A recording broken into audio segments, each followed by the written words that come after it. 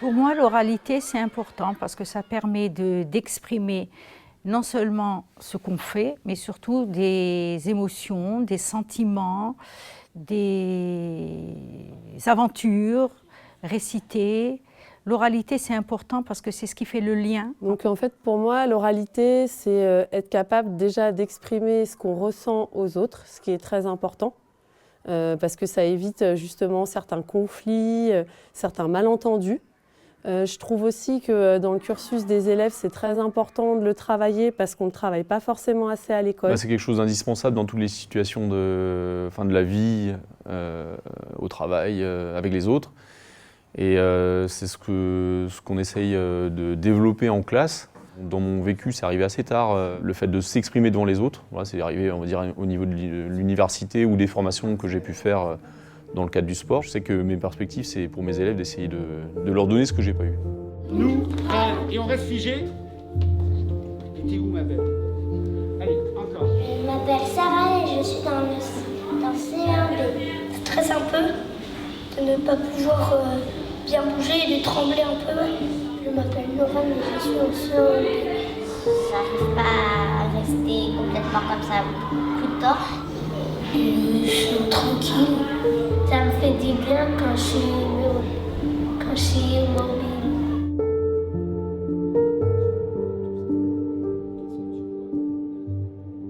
Et ce sera même aussi important, voire plus important que l'écrit.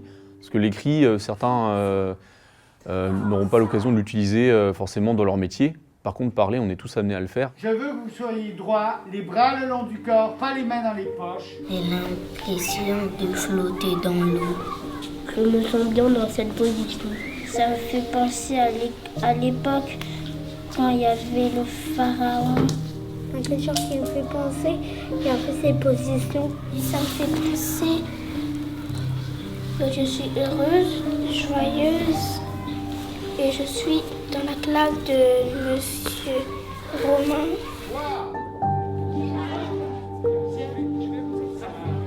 Je pense qu'il y a un côté à la fois technique dans la langue et en même temps très affectif.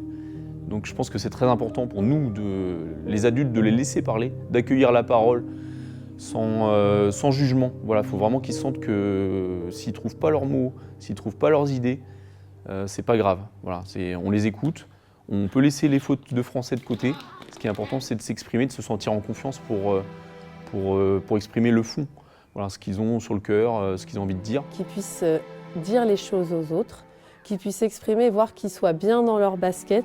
Plus tard, on va leur demander de toute façon de se présenter, on va leur demander de parler en public, et ça, c'est un apprentissage, et si on ne le fait pas là, maintenant, quand ils sont petits, déjà réceptifs, ça va être encore plus dur de le travailler.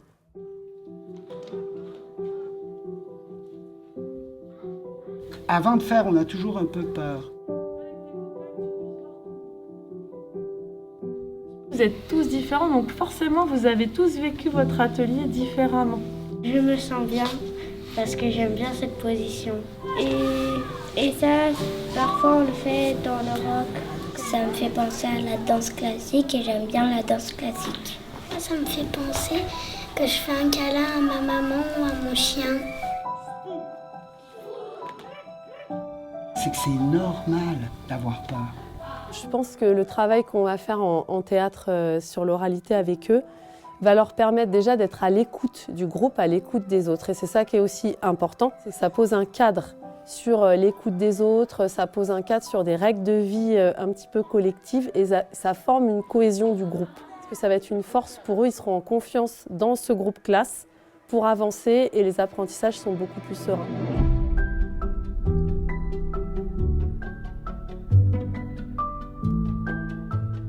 Écouter la personne qui va parler, c'est aussi important que la personne qui dit la chose. Ça a exactement la même valeur. Moi, je prends ça comme quelque chose de plus spontané que ce qu'on va faire en classe, avec des exercices où ils vont plus être amenés à tenter des choses. Et moi, j'ai envie de rester un peu en retrait. J'aime bien les laisser aller, et puis moi, comme ça, je prends du recul et j'observe. Et je remarque des choses, je vois si ça colle à ce qu'on voit, à ce que je vois en classe. Pour moi, l'oralité, ça se travaille, ça s'apprend, ça se transmet.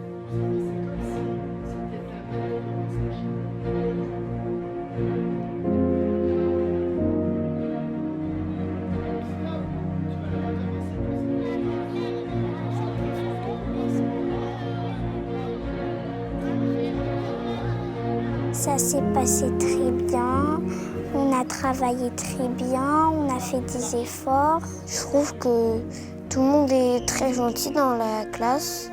J'arrive bien à travailler. Avec le maître, ça s'est passé très bien. Notre maîtresse est très gentille, rigolote aussi. Parfois, j'ai pas confiance à ce que je fais et elle me remonte le moral elle m'explique ce que j'ai pas compris. Ça s'est passé bien parce qu'elle m'expliquait des choses. Elle a des méthodes très faciles à faire, on va dire. Des fois, elle nous faisait des petites blagues qui faisaient rigoler.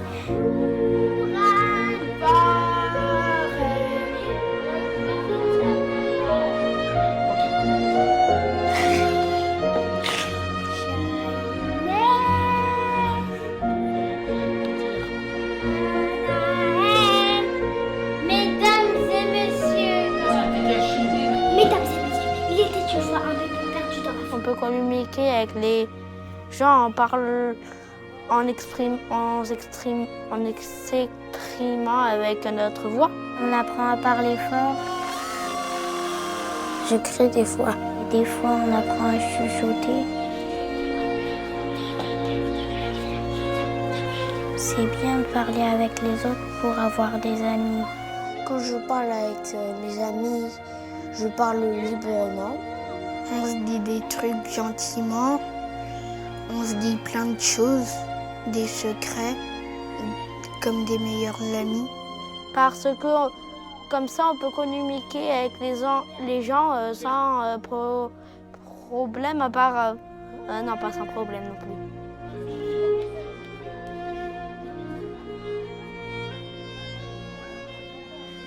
Quelquefois, on se dispute.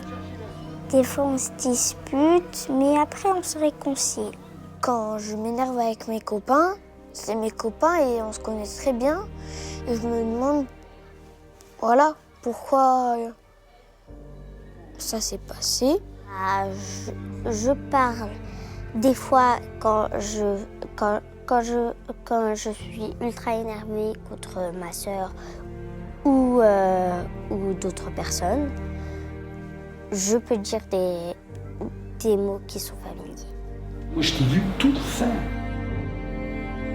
C'est mieux après avoir discuté.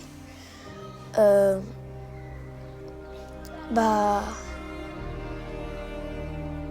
mieux, oui. Parce qu'en fait, si je lui parle, elle va comprendre. Mais si je lui parle pas et que je fais, elle va rien comprendre. Donc, c'est pour ça que je parle avec ma bouche. Parce que après avoir discuté, on se sent déjà mieux. C'est important de se réconcilier en parlant. C'est important de discuter, sinon c'est plus mes copines ou bien c'est plus mes copains. Et ils vont le dire au maître et je serai comptée par mes parents aussi. L'histoire que tu racontes, on voit que tu as une très bonne histoire à raconter. Après, on redevient amis, tout simplement. Comment dire ça? Parce que être ami, c'est beaucoup de sentiments pour quelqu'un. On ressent l'amitié dans son cœur pour quelqu'un. Et du coup, on trouve que c'est bien et qu'on ne se fâche plus.